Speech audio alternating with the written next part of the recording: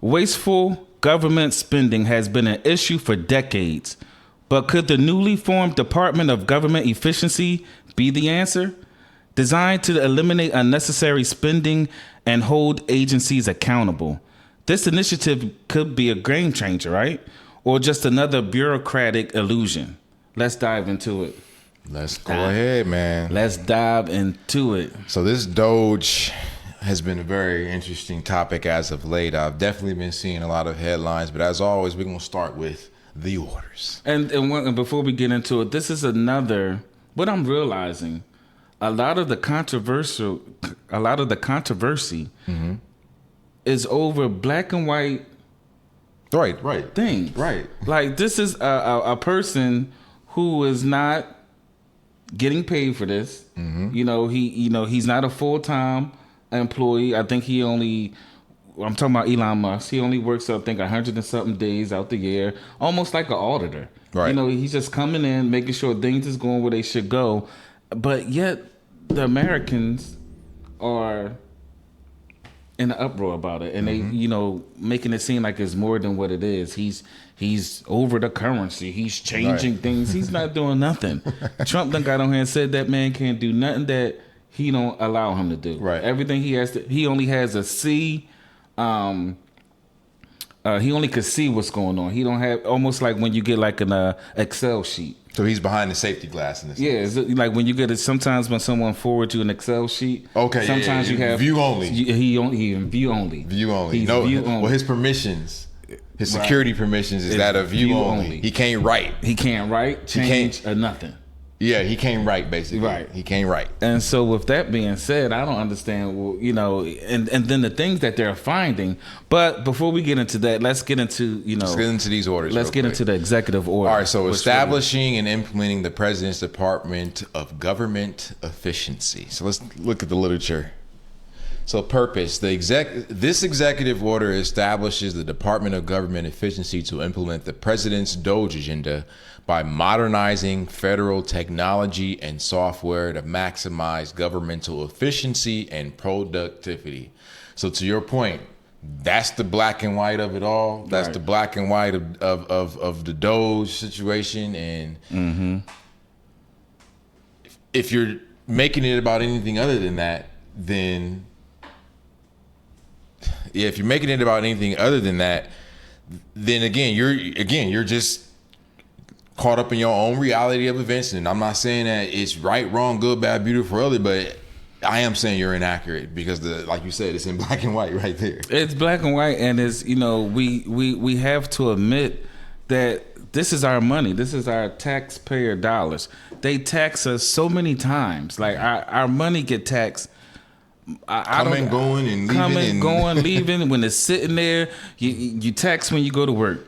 So once you get your paycheck, they tax it. When you go buy things, they tax it. It's like our money is taxed just to exist. Yes, when you go buy something, it's taxed. If you have a savings account or you got some type of money market and you got gains, capital gains, and you done made some money, they tax that. A death benefit, if you get some money through the death tax, right? There's a death tax. It's like we're continuously getting taxed.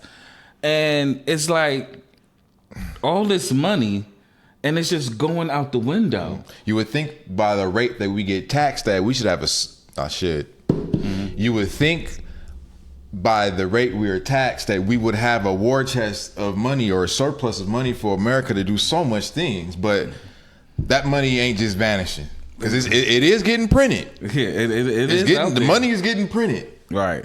And it's getting digitized, but again, it's not coming to the American people. So going back to DOGE, I saw a pretty interesting article on Vox, and it was talking about, because what I've been noticing is you got two camps in a sense. You got the people, to your point, the ones who believe that Elon is stealing everything, their information. But then we got, the order in black and white, what it represents, what it means. So this quote was very interesting to me. And it says, because again, the people who are against Elon being in this position, or of the thought that, there's no bureaucracy that's robbing us blind. The money is going to where it needs to go to. What's really causing the cost to rise for Americans is that we're aging. So we have to spend, like I said, the actual drivers of Americans' rising debt burden are the escalating costs of Social Security, Medicare, and Medicaid. So that's what the people, or those who are against Elon, that's their reasoning as to why DOGE doesn't need to exist. How, Swag? Like, make that make sense. That's just how they feel. That's how they. But back to the point, like we as an American country, we print a lot of money. We send a lot of money abroad, and then we tax Americans just for them having money to exist. But then we tell American citizens we never have any money for our own resources. So we don't have money to fix homelessness. We don't have money for housing. We don't have money for the things that education. Education. We tell American citizens we don't have money for our needs or our wants and desires, but we constantly printing money and sending it to foreign countries. And it's like, where is that money going? It's going to somebody's pocket. So it's definitely going to somebody's pocket. And that's why I like Trump, because he has an initiative on the table where he wants to cut the income tax. And I saw that. And kind of rule by tariffs. And once again, the extreme left is like pushing back against that, like, oh no, tariffs, like it's common sense. If you're selling your product from your country and my country, and when I sell my product in your country, I pay you a tariff, right? Why can't I get the same tariff right when you selling stuff in my country? Right. Or why is it so egregious or such a red flag when he wants to have tariffs put in place on people that's really capitalizing off the American people? Especially in light of this being a global economy.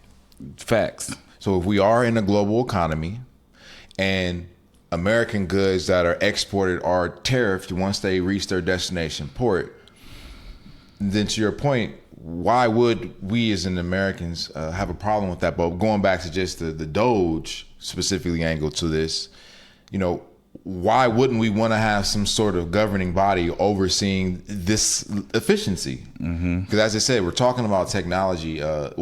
Seems like from the order that by making things efficient, they're going to be making some technological changes. So implementing new softwares, I would imagine, new hardwares to kind of do, and since we got AI, to probably do some of the redundant, remedial tasks that kind of maybe slows government down. Yeah, there's a department of our government called the USAID, the USAID, and these people are responsible for sending aid throughout the globe. I didn't even know that existed. I mean, I didn't either.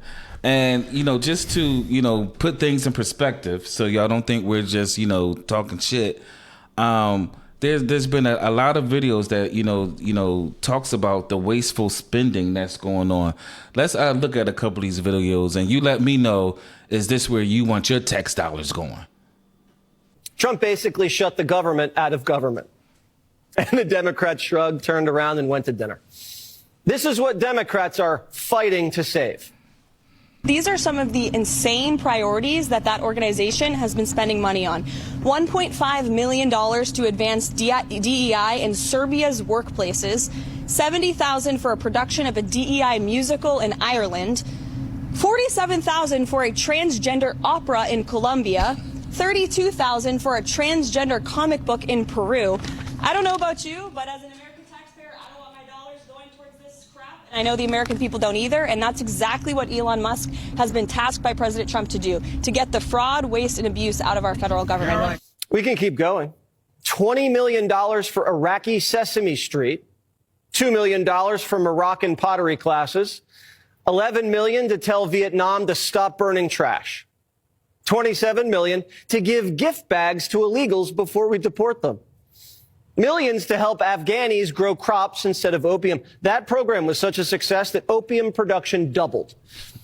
We also gave Afghanistan $300 million to build diesel fuel power plants, but they couldn't use them because diesel was too expensive. $200 million on a dam that was too unsafe to ever be used. We could have used that dam in California. $250 million on a road that was never used. We literally built a road to nowhere. Oh, and we gave Syrians $9 million for humanitarian aid. But someone messed up and it went to Al-Qaeda. $1 million for bat research in Wuhan.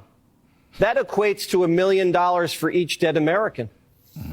USAID was funding Fashion Week in Paris. France isn't even paying its NATO dues, and we're paying for their Fashion Week. USAID's a $40 billion deep state social justice slush fund. And the president says it's a little fishy. Yeah, it is a little fishy. That is very interesting. It's a lot of fishy. It's a Now, lot of fishy. Before we move on, we do know that our budget is huge. Right. The pot is huge. The pot is huge. We do know that. Because again, playing devil's advocate, well, how do they know that these numbers are real and where are they sources and all? I'm always of the belief where there's smoke, there's fire. Right. And I understand that everyone has an agenda, you know, including Fox News. They might like to embellish certain things. But the point being, there's smoke there. Like that's right. Well, let's focus on the fact that there is smoke. Right. So there is wasteful spending. And right. as we just said, like, why are we funding Sesame Street in a foreign country? Why are we putting on plays and writing comic books when we claim that homelessness is a problem? Right. Making sure kids eat at lunch in school is a problem. Educate, like, we got our problems in America. Our infrastructure, our roads, right. our highways. Like, hey, I've been to beautiful cities, Dubai and things, and been to Japan and Tokyo and stuff, and you see the massive infrastructure that they have that's so forward thinking and so new and modern and trending, and the airports that you see across the world are so beautiful and grand. And you would think America would possess all those things. You would think America would have the greatest buildings, the grandest hotels, the grandest airports and stuff like that. But we don't. You know, our stuff is like real low budget. Like we the B-side. like real low budget. And it's like, who's responsible? Who's responsible for letting these funds go out the door like that? Who's money responsible? is getting printed. Who's responsible for allocating all these things? And so that brings us to the next video that kind of speaks about who's responsible for it. Because what I found out that these people, Elon Musk found out that these people are never told no when it comes to getting requests for this money. Really? Oh, yes. What? Roll the next video. Musk and the DOGE team are looking at how much money the federal government spends, and he posted this on X. The DOGE team discovered, among other things, that the payment approval officers at Treasury were instructed always to approve payments, even to known fraudulent or terrorist groups. They literally never denied a payment in their entire careers, not even once. What do you make of Elon Musk going through Washington right now with a Hoover? I'm okay with it. And I think the American people are okay with it. Everybody knows the dirty little secret about government. It drips with fat. No one's ever done an exercise like this. I thought he'd get a lot more pushback from Congress, and he's not. He's going in there with a spatula, and he's scraping out billions of dollars, and people are okay with it. After all, it's taxpayers' money. Right. Why not do this? If you sit around your kitchen table, you got to have a budget every year. Right. Why can't we apply the same kind of philosophy to government? And that's why he's getting a lot of latitude and a lot of slack, even though he's a controversial guy. But look at the executional skills he has. Sure. There's nobody like him. Let him do his thing. Mr. Wonder. Man, and I'm like, how can you disagree with that? First of all, the agency or the entity that's in charge never is getting told no. Right. There's no checks and balances. So it's like a blank check, basically. Yeah, that's why you could fund a transgender opera over in Ireland or whatever they said, like the stuff that Sesame Street in That makes sense. in Kuwait somewhere. Like, what in the world are y'all doing with our money? Like I said, these are Give me my taxpayers' money. dollars. I'm calling J.G. Wentworth. I want my money, and I want my money now. Oh man, where's J.G. Wentworth when you need him? But yeah, to Mr. Wonderful's point, like, why would Americans have a problem with the government having a legitimate budget like they tell its citizens to have? Yeah. Like, why would that be a problem? Well, they tell us our credit score matter, and they're in a $3 trillion deficit. I was actually talking to somebody about that the other day. Like, how is it that we as Americans is sitting up in this country letting them tell us that we got bad credit, and they can't find trillions of dollars. Yes. They owe trillions of dollars, and ain't nobody saying nothing about their credit rating. No, their credit rating. I wonder what their credit score. What's America's credit rating? What's America's credit score? Like, that's what I would like to know, ladies and gentlemen. If anyone has that information, just at the Ripple Effect podcast so we can know. Because again, if America was a person and it had to have a FICO score, what would it be? Right, the lowest. I would think it would be it'd be lower than the lowest American citizen. I think that's what that's where it would land. I know I got a better credit score than America. Me too. and so piggyback on this whole department, U.S. Aid Department or USAID. So when Elon got in there and found out what was going on, the Trump administration only kept 294 out of 10,000 globally that are staffed under this, department of USAID. They only found out that we only, need 294. So that was a lot of fat. It's a lot of money. That's a lot of money. That's a huge labor line. That is huge.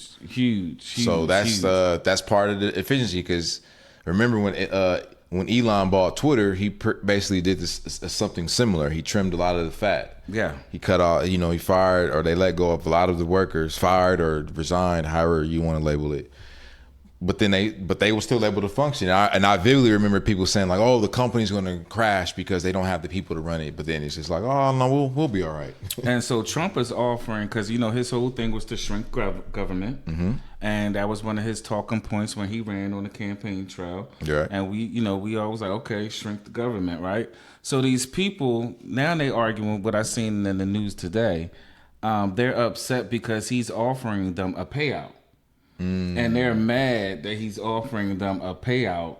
Like they say that the federal workers are upset about the email they got about Trump offering them a payout. I'm like, so he said he want to shrink the government, and he's taking into consideration your livelihood. He's giving you like a payout. severance package. Yes, he's giving you a payout. Like your services are no longer needed. Here you go. I'm not just going to cut you cold turkey and leave you out here to dry. And I think if he would have did that, he would have still been like, well, the argument about what are the people to do now? He's giving them a severance pay, so to speak, a buyout. Now you go ahead and transition. You done came up enough. Like, come on now, man. Almost like the people that's been on Section 8 housing. They mad that he's making it that you can't be on Section 8 forever and you can't pass it down to generations and generations. It's like, so what are you mad about? What are you mad about? Okay. What are you mad at? Section 8 wasn't here for you to be on it. That wasn't a lifetime assignment. You know what I'm saying? It was for you to get on your feet. No, exactly. Like, why is it 15 years later you still ain't on your feet? Still ain't on your right. It's taking your feet. Like, well, going back to OG. And you only paying $36 for rent. Going back to OG from that was saying that specifically Americans of African descent were better off before all of these social programs. All these handouts. That's what I believe he's getting at is that when you give safety net or cushion or shortcuts or handouts to people, yes, they're going to take the handout. They're not going to try to be self-sufficient. They're not going to try to do what it takes to quote unquote take care of themselves. They're going to depend on government, which is most likely a factor as to how the government got to the size that it did. But if you don't have anything else on this topic, I think we might want to Yeah, this is like Close this up. Like, yeah, we can close this up because I'm for the DOGE. You know, let's get some of these resources back so our lives here could be better. I agree. You know what I'm saying? And hopefully that's the plan. Elon and Mr. Trump, President Trump. If y'all saying that the money is not going to be sent to these other foreign countries or these other programs that you guys are defending as wasteful spending, then I would like to see where that money is now going to be funneled to. Ideally, the causes that America has problems with, one being homelessness. Yes. So let's see what y'all got going. Housing, Right. education, Free lunch. infrastructure, Lunch, right. Roads, bridges, all that kind of like. pollution. Let's see what y'all do with the money. That's what I'm interested in finding out, like what y'all gonna do. So All right, so next topic.